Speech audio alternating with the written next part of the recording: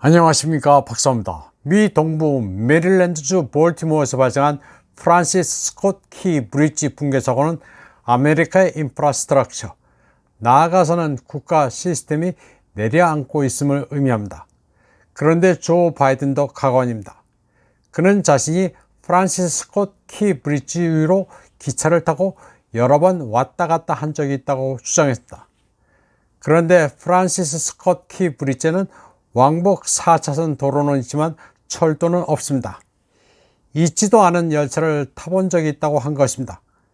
그는 정신이 오락가락합니다. 사고 이후 항구의 차가운 강에서는 건설 노동자 2명이 구조됐지만 나머지 6명에 대한 수색은 중단됐습니다. 재난에 대한 바이든의 공개 발언은 그야말로 황당하기 그지없었습니다. 그는 델러웨어주에서 기차나 자동차로 통근하면서 여러 번 이 다리를 지나갔다고 말했습니다.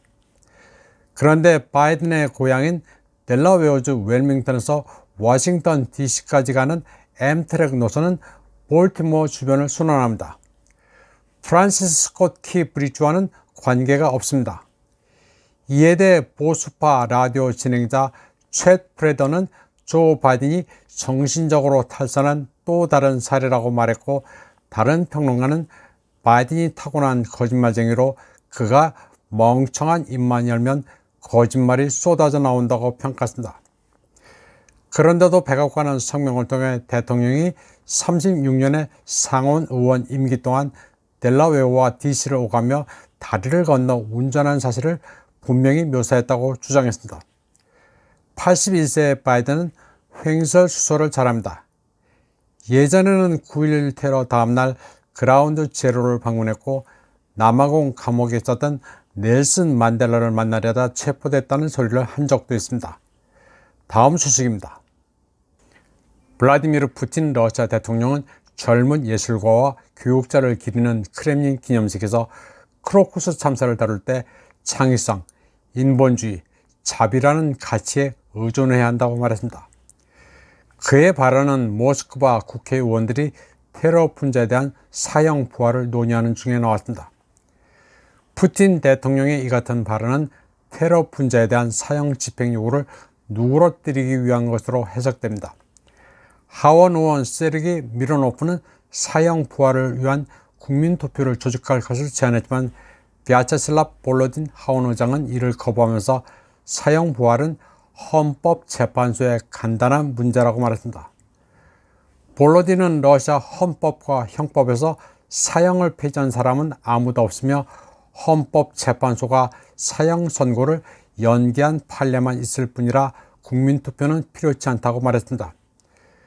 푸틴 대통령이 창의성, 인본주의, 자비를 언급한 것은 결코 테러범이나 우크라이나에 대해 유화적으로 나가겠다는 말이 아닙니다. 테러 분자를 단죄하되 감정에 치우쳐서는 안 된다는 것입니다. 러시아의 전통적 사상, 철학을 알면 푸틴 대통령의 마음을 이해할 수 있습니다. 톨스토이의 안나 카레리나에는 원수 갚는 것이 내게 지니 내가 갚으리라는 바이블 구절이 있습니다. 여기서 나는 신을 의미합니다. 원수를 갚는 것은 사람의 몫이 아니라 신의 몫이라는 의미입니다. 블라디미르 푸틴 대통령은 이어 뜨베리 지역 문화예술 종사자와 만난 자리에서 러시아는 어느 나라의 문화도 취소할 의사가 없다고 밝혔습니다. 그는 다른 나라들이 러시아 문화를 취소하려 하지만 러시아는 같은 식으로 대응하지 않겠다고 말했습니다.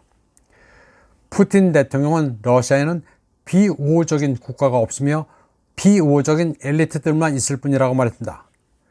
러시아의 비우호적인 것은 특정 국가의 정치 엘리트지 그 나라 국민이 아니라는 것입니다. 그는 러시아 정부가 외국 예술가나 문화 공연을 취소하려고 시도한 적이 없다면서 오히려 러시아 문화가 세계적인 문화의 일부라고 여기고 있으며 이런 사실에 자부심을 느낀다고 말했습니다. 이번 방송은 여기까지 하겠습니다. 시청해주신 여러분 감사합니다.